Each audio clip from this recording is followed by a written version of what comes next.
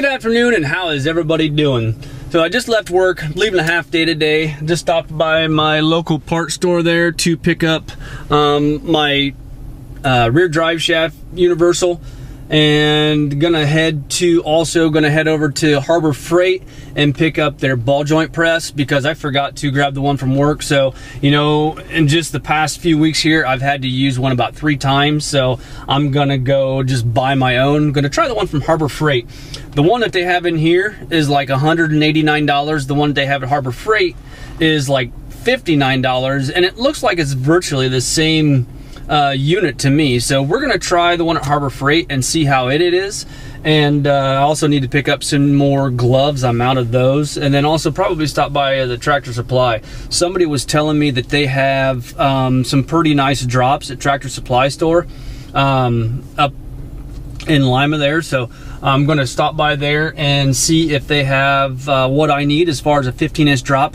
I have been in contact with 2 different companies to kind of get a feel and see on which type of drop that I want to pick up. Both companies actually make very, very nice products. So, you know, I'd be happy with either one of them. I just wanted to see, you know, what's going to fit my needs best for the application that I'm going to be running. So right now I'll run in, grab some stuff, and then be back. Well, after stopping in my local parts store, I now know that there's 2 different size universals for the drive shaft of those trucks.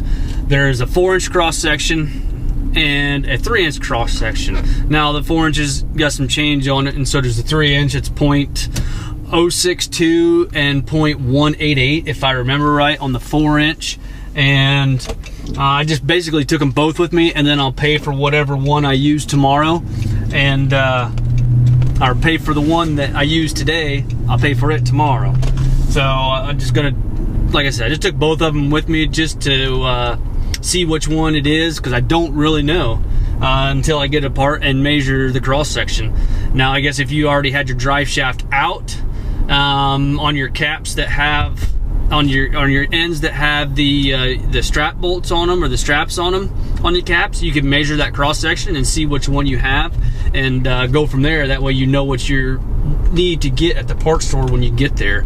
Like I said, right now I'm going to be heading up to Harbor Freight and pick up that press and then some gloves, and then head on home and get started. Well, I finally made it home, and guess what it starts doing? It starts raining. So it looks like I'm going to be pulling the drive shaft out in the rain, or kind of sort of in the rain. You know, I'll be under my truck, but you still have the water that's running down in between the cab and the bed. So I'll get that pulled out. I'll bring it in the garage. You guys have saw me take the drive shaft out before. It's just the only thing you need to do is you have your 4 8mm on your yoke in the back. You have your 5/8, I believe is what they are, on your carrier bearing. Take your bolts out of the back first, drop your carrier bearing down, then you can pull it out of the tail shaft of your transfer case, and then just carry it right into the garage or wherever you would want to change that universal at. Since it is just the back universal, you can do it right there in the truck if you want. All you got to do is take it down out of the yoke in the back side, but it is kind of hard to get out of there. You do need to have, you know, just a little bit of play. It's just easier to pull the whole thing out and replace it that way, and on the ground, or, you know, I'll bring it in and put it in my vise back there and do things that way. You don't really need the ball joint press to get that apart. It just makes life a lot easier to press them caps out of the yoke assembly itself. So one thing I did pick up when I was at Harbor Freight was some new gloves, because I was just about out of the black gloves, and then some new snap ring pliers.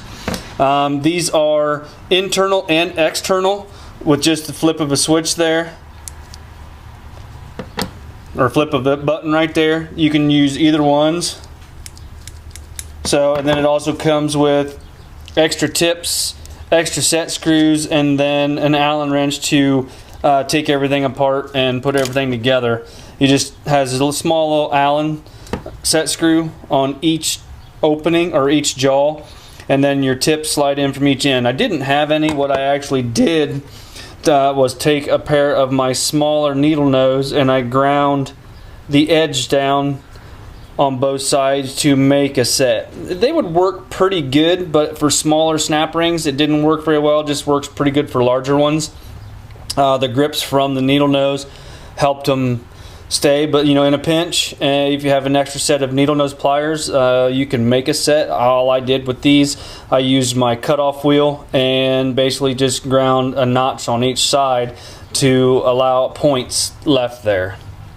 These are my ball joints, or not ball joints, these are the universals.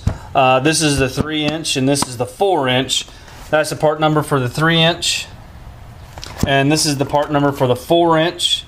But I'm not certain which one that I have. I'm thinking it's the smaller one, but I'm not 100% certain because my drive shaft does have the 3 joints. I think it runs the smaller universal joint. I think they run the bigger joints on the drive shaft. So looks like it's stopped raining, so right now I want to get my creeper and get out there and get that drive shaft taken out. Well, I had just long enough to get the drive shaft out, and of course it started raining again. So at least I have it out. I have it in here where it's dry. I have it up on my bench. I just opened up my vise enough to where it just kind of cradles down in there.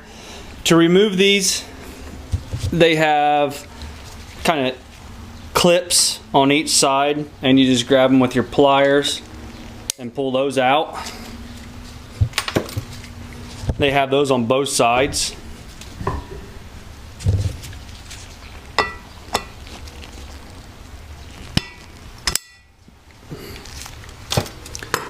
And then both of these caps have to be pressed out. And what I did is I did measure this cap, and this cap is the I did measure this joint. This joint is the 4-inch joint, so it is the bigger one. I did go with Moog again, and these are greasable. I do need to thread the greaser in there and then fill it up before I put it back in the truck. This is a non-greasable joint right here. Pretty sure this is where I'm getting all my noise from. You can hear it. That's what I'm hearing clicking inside my truck.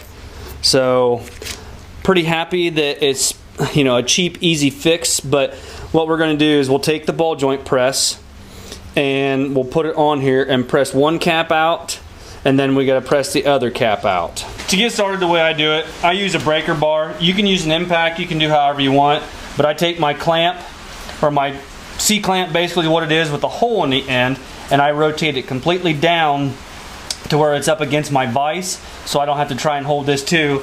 Then you just got to start turning and get that cap broke loose.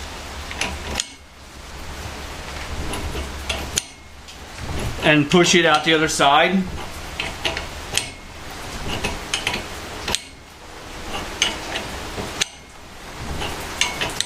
And then after you take your clamp off, I just usually grab a hold with a pair of pliers because it does bottom out and it won't push it out all the way. So you just gotta kind of turn that off of there. And if you look inside there, there's no bearings left in there at all. They're all busted. And that's all crusty. So yeah, this universal's in pretty bad shape. And then you just got to press it back the other way to take this cap off to pull the joint out of the center. You can either do it with the ball joint press, or you can do it with a hammer and chisel. It's however you want to do it to take it apart. Or not hammer and chisel, hammer and punch rather. Alright, with that pressed back, you can take and pull this universal out. Hopefully, just like that. And it actually busted the end of the cap off. It was definitely in pretty bad shape and ready to be changed. There was no needle bearings left in either end. They were all pretty screwed up. So now I just need to get these ends cleaned out and to put the new cap in. The new caps and joint in the center here to be able to put it back in the truck. Usually what I use to clean these ends out for these bearing cap or these universal caps, I guess there can be a bearing cap too, is I have a round wire brush. That's actually for plumbing, but I use it for everything but plumbing. Just turn that in there a few times and that cleans that out of there to be able to accept the new caps. Now to put these universals back in, I take one cap and I'll place it in there and just get it seated a little bit by hand. I'll take my joint, put it up in the top, and then bring it back and get it lined up inside those needles. And then you can either put it in your vise and push it closed like that on one of them or both of them, or you can use your clamp and push that cap in that way. It really doesn't matter how you do it, just as long as you get everything seated in there properly.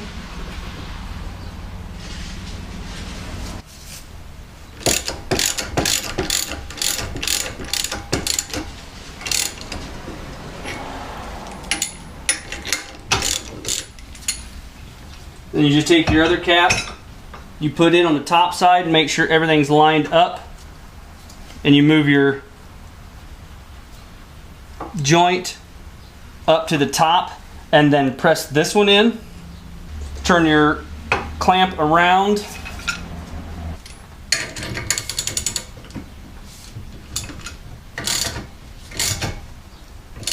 You just have to go in far enough to where you can get your clips in on both sides. This side here is deep enough to put a clip in, but the other side isn't, so I need to press it in just a little bit more.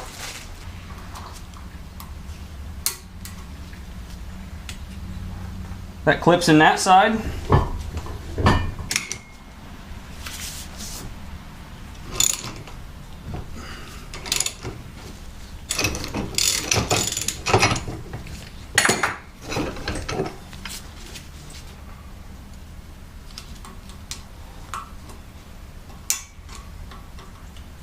And then take and put your clip in that side, and that's all there is to it. All right, I got both clips put in place. This one on this side, there was just a little bit of burr on this side right here. So what I actually did is I oriented this clip so it was missing that burr and would actually slide inside that groove.